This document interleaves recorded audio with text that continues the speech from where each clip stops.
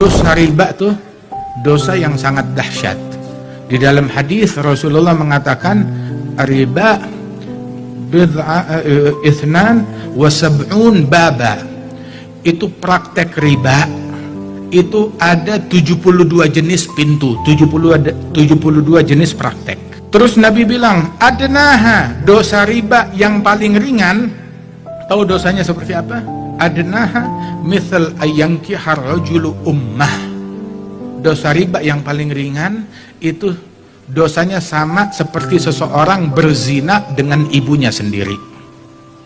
Itu dosa riba yang paling ringan. Terus Nabi bilang, wa inna arbar riba tatawulur rajul fi ardi akhihil muslim. Dosa riba yang paling tinggi, dosa riba yang paling tinggi, yang paling kejam, ketika seseorang menodai kehormatan saudaranya yang muslim dengan mulutnya. Makanya tuh ada dua hal, pelakunya diperangi oleh Allah Ta'ala. Yang pertama, orang yang melakukan riba, fa'ilam tantahu fa'adhanu biharbim minallahi wa rasulih. Kamu gak mau berhenti dari praktek riba, nyatakan perang dari Allah dan Rasulnya. Dan yang kedua yang diperangi oleh Allah, man adali waliyan faqad adzantuhu bil harb. Yang memerangi satu orang waliku, aku nyatakan perang kepada orang tersebut. Berkata guru kami Al-Habib Umar, orang yang diperangi oleh Allah mau dapat ampunan dari siapa? Ada yang bisa ngasih ampunan selain Allah? Ada yang bisa ngasih rahmat selain Allah? Terus orang yang diperangi oleh Allah mau dapat husnul khatimah dari mana? Husnul khatimah cuma anugerah dari Allah Ta'ala, dan dia diperangi oleh Allah. Bagaimana mau mati dalam husnul khatimah manakala diperangi oleh Allah Subhanahu wa Ta'ala? Waliyadz billah min dzalik. Nabi bilang di dalam hadis bahwasanya sibabul muslim fusug, qitaluhu kufur. Mencaci sesama muslim adalah kefasikan. Adapun memerangi mereka itu adalah kufur, kekufuran. Kemudian Nabi bilang wala'nuhu kagatlihi. Melaknat seorang muslim itu sama seperti membunuh muslim tersebut. Na'udzubillah. Dan ini kalau dia lemparkan cacian itu kepada muslim yang biasa. Bagaimana kalau muslim yang luar biasa seperti sahabatnya Rasulullah, seperti keluarganya Rasulullah, seperti pewarisnya Rasulullah yang merupakan para ulama wassalihin radhiyallahu anhum wa ardhahum ajma'in.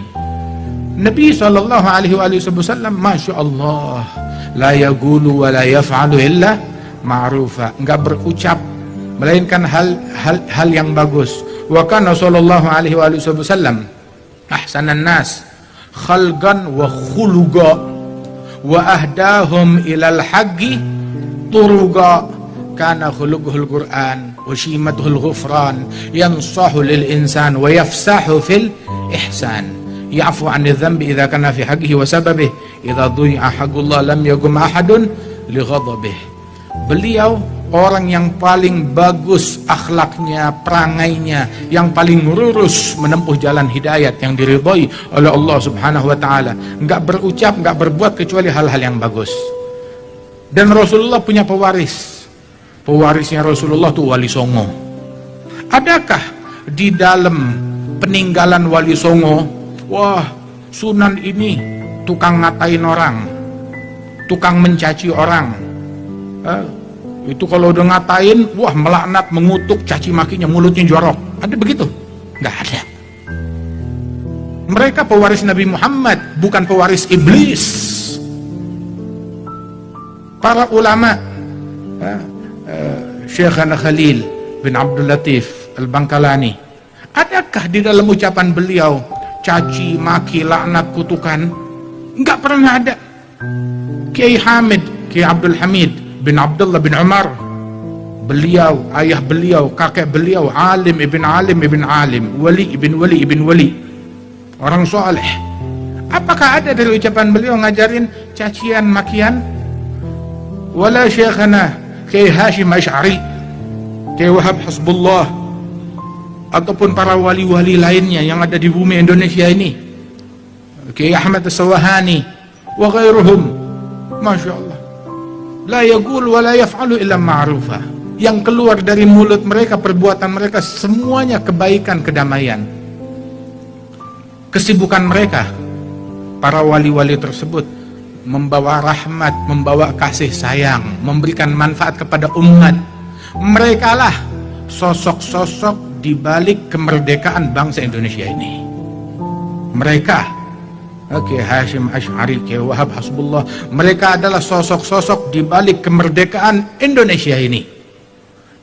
Karena rahmat dan kasih sayang mereka, mereka galang rakyat ini untuk bersatu, untuk istiqamah, untuk saling menyayangi satu sama lain. Karena dorongan rahmat dan kasih sayang, nggak tega ngelihat rakyat tertindas, maka mereka bangkit.